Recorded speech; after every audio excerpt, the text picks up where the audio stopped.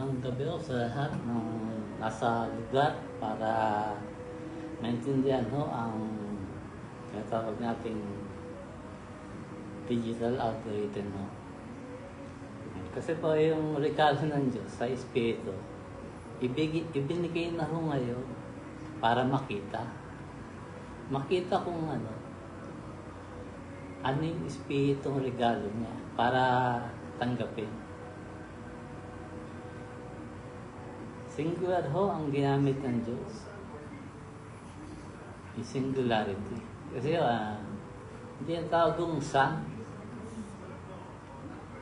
Yung sun ho, singular. Kaya ang Diyos magpakailan na naghahari hanggat tanggapin ng tao ang kaligtasan o ang buhay na eternal. O kahit na kung ano man ang maging destination ng tao. Makapatunayan mo sa digital algorithm ngayon na buhay ho ang tao para ibigay ang regalo niya o ang kaluwalhatian. Yan ho ang ko dyan, yung tawag ko. Hindi na ho amen pagkatapos mag-pray. Glorified.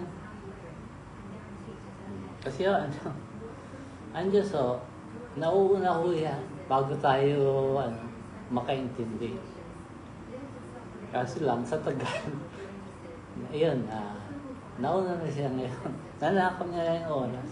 Kasi yung buhay ho natin, kung hindi ho nanakawin ng Diyos ang oras, hindi ho maliligtas tayo.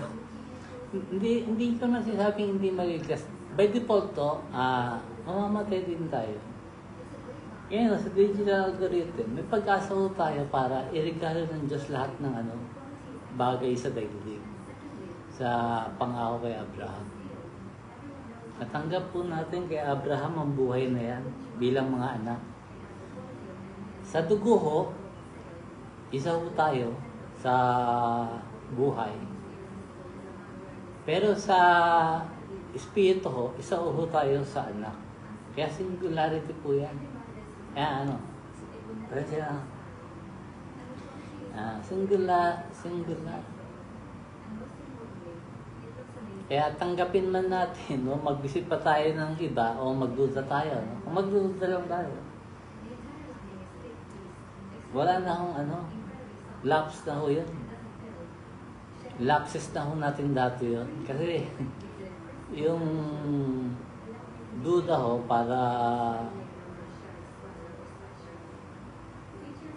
mangyari sa tao, given naman ho yun. Kasi lang ho gusto ko lang kung i-add o i-propose spiritual proposal. Yung yung atmosphere. Ang batawag ron, yung hemisphere ba yun? O toposphere. Kasi dito sa lupa, sa surface natin,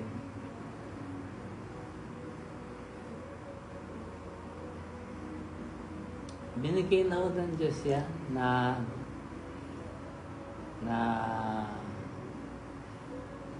tanggapin ang Diyos ngayon.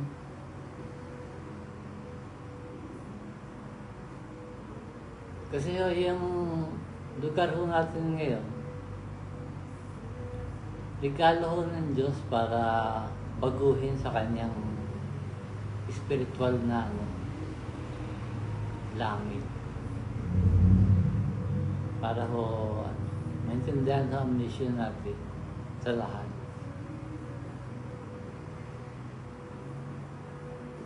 Pagbabago ho na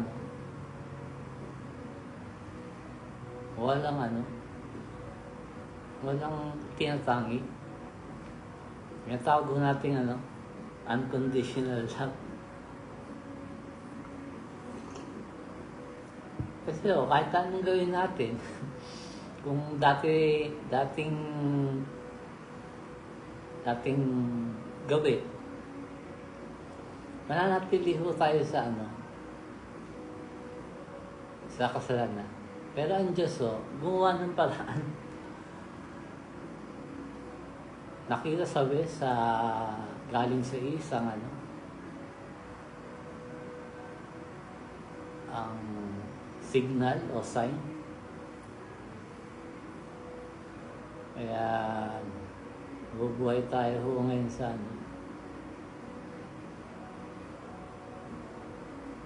sa kanyang oras o kaganapan.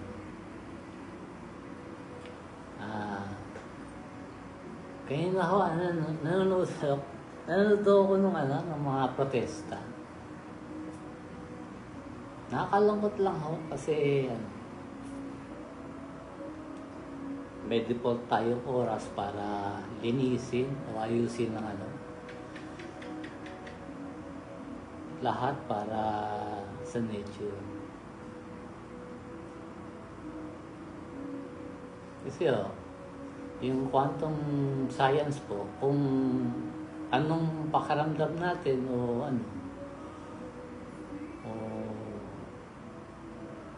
environment,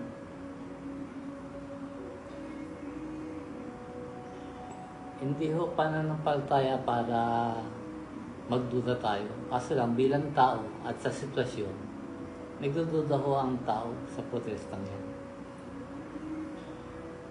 Ako, ang nasabi ko lang ho dyan, kung yun na nga sa inyo, tiyatanggap ako. Let God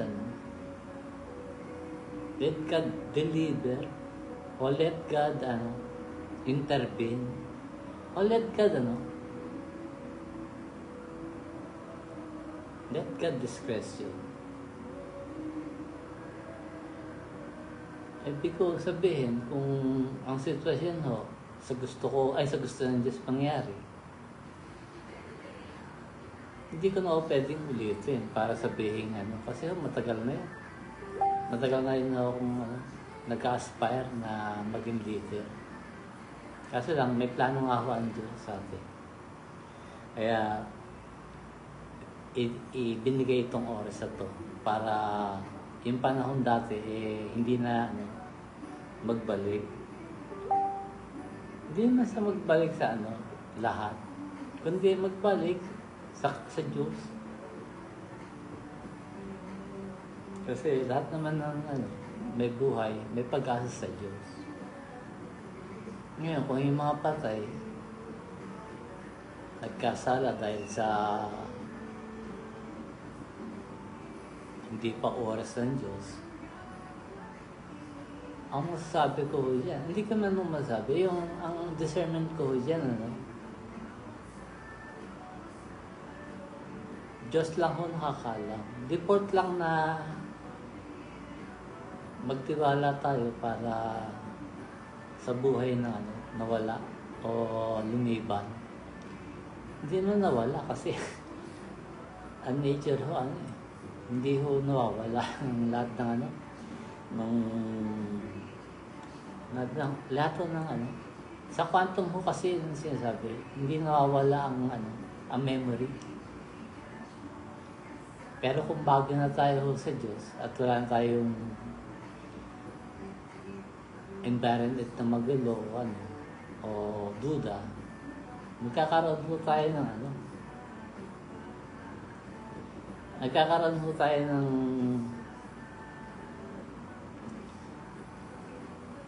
kapayapaan na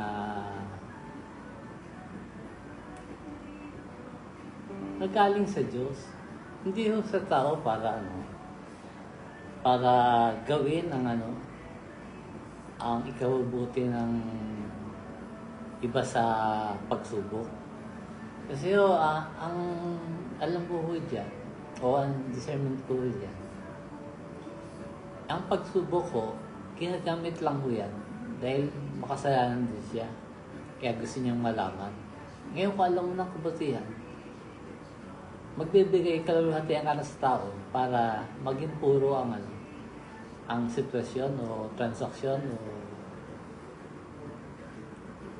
relationship o pakipagkapwa-tao. Hanggat walang threat para mag-ignite sa kibot ng kasalanan, magsisimula ang lahat ng regalo ng Diyos para makamtan. Kahit sa malilit lang ang mga bagay. Lalong-lalo na yung mga sa panahon natin ngayon sa Pilipinas, yung mga rider, ibibigay ko sila ng pag-ibig para ihatid bukod sa material.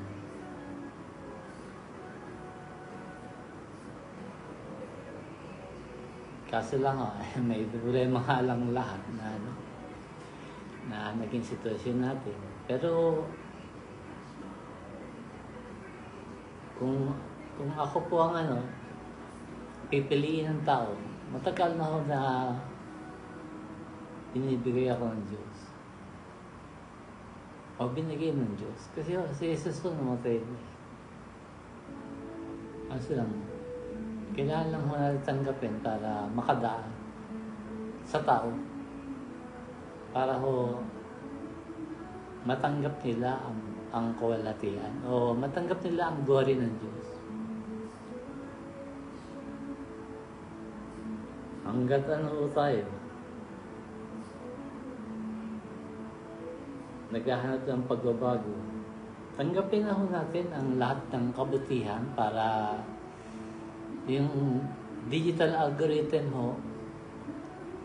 na galing sa digital nga sa Diyos. Kasi ang digital walang daya. Kunyari, may digital calculator ka. May daya ba yun? Hindi, ang ibig ko sabihin, yung digital algorithm ginamit ng Diyos yan o ginawa ng Diyos ngayon para sa butihan ng lahat. Himala para gawin ng Diyos sa oras niya.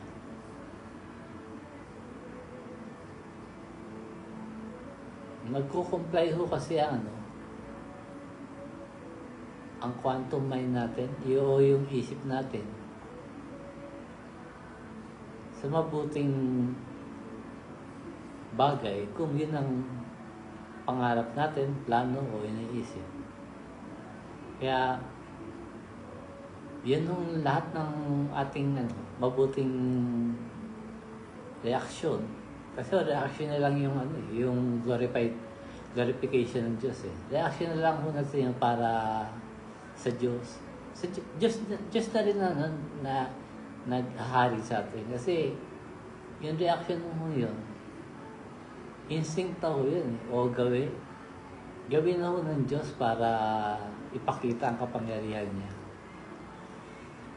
Kahit na sa kalungkutan, ginagamit din ng Diyos yan para malaman ng tao na sa Kanya ka lang pwedeng magtiwala. O Diyos lang ang unahin bago ang buhay mo para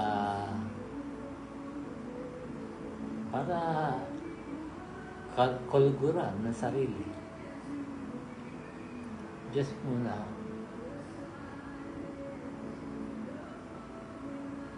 God humility first. O no power first para mapunuan ng Diyos. Kasi kung puno tayo at wala naman sa oras ng Diyos o pagkahari ng Diyos, magbibigay ng ng kibot o kislot ng kasalanan o hasta ng impluwensya sa tao. Pero kung impluwensya sa anak o galing sa Diyos, tayo na yun bilang buhay sa Kanya.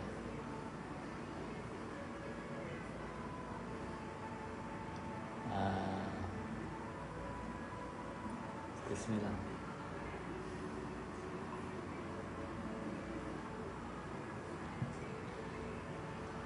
Ang mga tao karamihan dito muna sa Pilipinas tayo.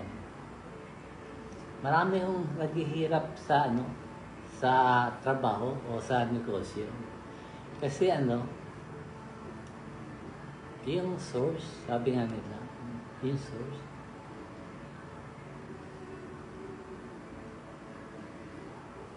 ibig sabihin ano,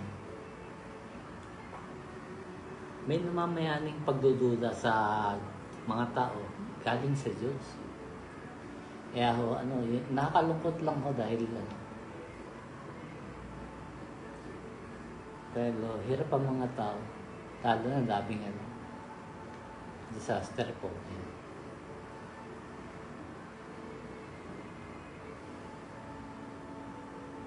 Isa rin ho tayo sa mga tao. Kasi wala naman tayong salisa para ano, i-propose yung sarili natin. Maliban na ang mga tao hindi biktima ng kasalanan, makakapamuhay din ho tayo ng ayos. O ano, sa kawalan. Salamat ho sa lahat po ng ano, pamilya natin sa bawat ano, bawat bahay o bawat lugar. Talangin ho namin o natin o ng lahat na o ng Diyos po sa kanyang ano, panguna na matanggap po ang lahat ng ano, regalo ng Diyos sa tulong po ng technology o digital algorithm po. Maraming pasalamat, magandang gabi.